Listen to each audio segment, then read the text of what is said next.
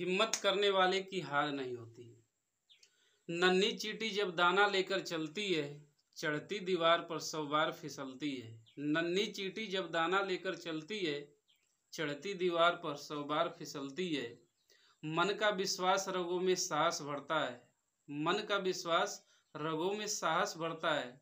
चढ़कर गिरना, गिरकर चढ़ना न अखरता है। आखिर मेहनत बेकार नहीं होती। आखिर मेहनत बेकार नहीं होती। हिम्मत करने वाले की हार नहीं होती। हिम्मत करने वाले की हार नहीं होती। दोस्तों, हमें भी इस लाइफ में एक चींटी से सीख लेनी चाहिए कि वह कभी भी हार नहीं मानती है। देखते हैं अपने आसपास घरों में अपने से बड़ा साइज का भोजन पदार्थ लेकर दीवारों पर चढ़ती है। देखते हैं बार बार दीवार से डगरा जाती है, फिर भी उठ खड़ी होती है। तो हम लोग को भी हार नहीं माननी चाहिए। लेकिन हम लोग क्या, एक बार थोड़ी सी तैयारी किए, फेल हो गए, बैठ गए। या कोई एग्ज़ाम डेट नहीं आ रहा है, बैठ के आराम कर रहे हैं। ऐसा नहीं करना चाहिए। लगातार लगे रहिए, प्रयासरत रहिए, हार नहीं मानना है। आज का जो हम लोग का टॉपिक है दोस्तों, एक बहुत ही महान साम्राज्य मौर्य साम्राज्य का है। और उसमें जो शासक होंगे बहुत ही महान शासक होंगे, जो जीवन में साहस भर देंगे। उनकी कहानियां पढ़ के, उनका जीवन ग्रंथ पढ़ के मन में एक साहस बढ़ता है। तो नमस्कार दोस्तों, शुरुआत करते हैं हम मौर्य साम्राज्य का। और मौर्य साम्राज्य से हर एग्जाम में, चाहे कोई भी एग्जाम में, 1-2 क्वेश्चन, 1, 2, 3, 4 क्वेश्चन तक आ जाते हैं। ठीक है, तो ज़्यादा टाइम लगते हैं, हम शुरुआत करते हैं मौर्य साम्राज्य। पहला क्वेश्चन, मौर्य वंश का संस्थापक कौन है? तो चंद्रगुप्त मौर्य। चंद्रगुप्त मौर्य संस्थापक कौन हो गया? चंद्रगुप्त मौर्य। और चंद्रगुप्त मौर्य साम्राज्य का संस्थापना में सबसे महत्वपूर्ण भूमिका इनके गुरु का है, चाणक्य का। चाणक्य का अन्य नाम पूछा जाता है विष्णुगुप्त, या और नाम आता है कौटिल्य। नहीं, क्वेश्चन पूछा होगा, निम्न ऑप्शन में से बताइए कौन सा नाम चाणक्य का नहीं है। ठीक, तो ये हो गया। देखिए, चंद्रगुप्त मौर्य भारत का प्रथम साम्राज्य शासक निर्माता माना जाता है।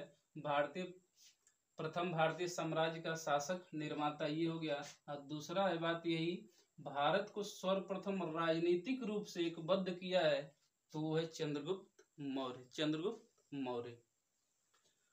देखिए, इसे मुद्रा राक्षस में नंदराज का पुत्र कहा गया है, वृषल कहा गया है, और कुलीन कहा गया है कि यह बहुत ही निम्न कुल में पैदा हुआ था। एक बौद्ध ग्रंथ है महाबोधि वंश में, इसे कहा गया है राजकुल से संबंधित, कि वह एक राजकुल से संबंधित है। देखिए, यहाँ पे बहुत 5 स्टार क्वेश्चन है कि किसने सेंडोकोट्टस कहा है, और सेंडोकोट्टस को पहचान चंद्रगुप्त मौर्य के रूप में कौन किया है। और ये दोनों क्वेश्चन पूछे हुए हैं यूपीपीसीएस में। तो जस्टिन ने कहा है सेंडोकोट्टस।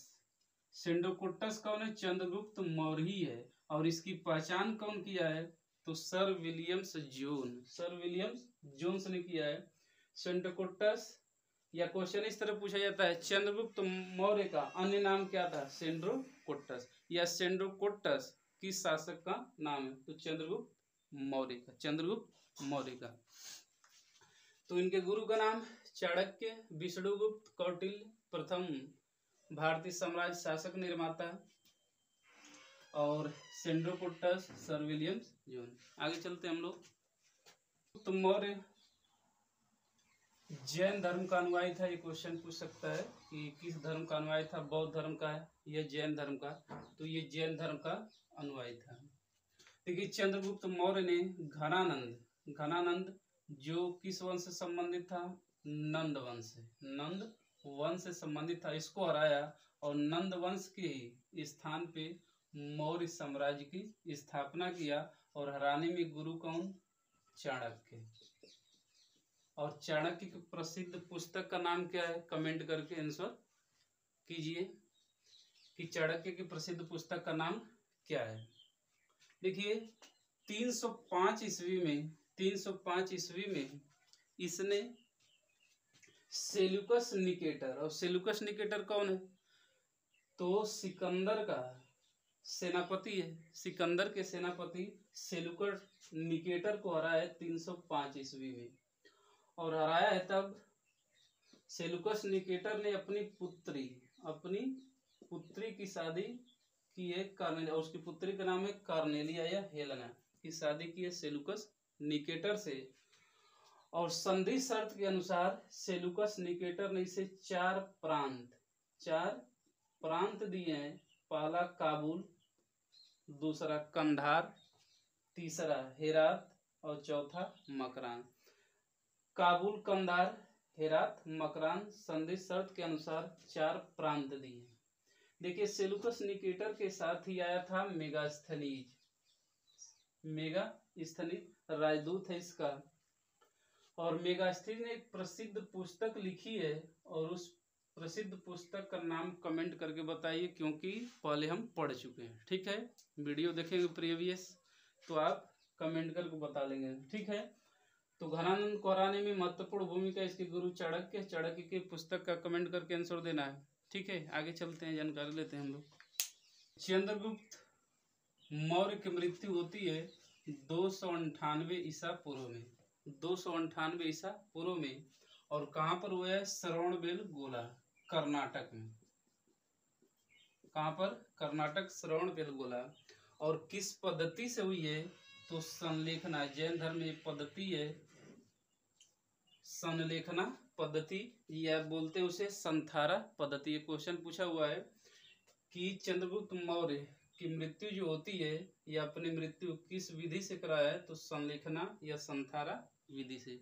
देखिए जब चंद्रगुप्त की मृत्यु के समय अगर देखा जाए भारतीय साम्राज्य की सीमा कितना विस्तृत है, ऐसा माना जाता है कि जो ब्रिटिश भारत का था उससे भी बड़ी सीमा, उससे भी बड़ा साम्राज्य चंद्रगुप्त मौर्य का रहा है।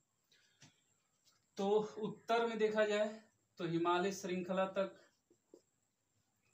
पूरब में बंगाल की खाड़ी, और पश्चिम में हिंदू कुश पर्वत श्रेणी तक, और दक्षिण में मैसूर तक। ये पूरा साम्राज्य रहा है किसका, चंद्रगुप्त मौर्य का। तो उत्तर में हिमालय श्रृंखला तक, दक्षिण में मैसूर, पूरब में बंगाल की खाड़ी तक, और पश्चिम में हिंदू कुश तक। आपको कमेंट करके उत्तर बताना है, हिंदू कुश पर्वत श्रेणी कहाँ, किस देश में स्थित है, किस देश में स्थित है। और इम्पोर्टेंट इसका एक और आगे हम लोग जानेंगे, चंद्रगुप्त के बेटे का नाम होगा, अगला जो शासक होगा मौर्य वंश का, वो कौन होगा, तो बिंदुसार होगा, बिंदुसार। तो आगे हम लोग जानकारी लेंगे बिंदुसार। ठीक है, चंद्रगुप्त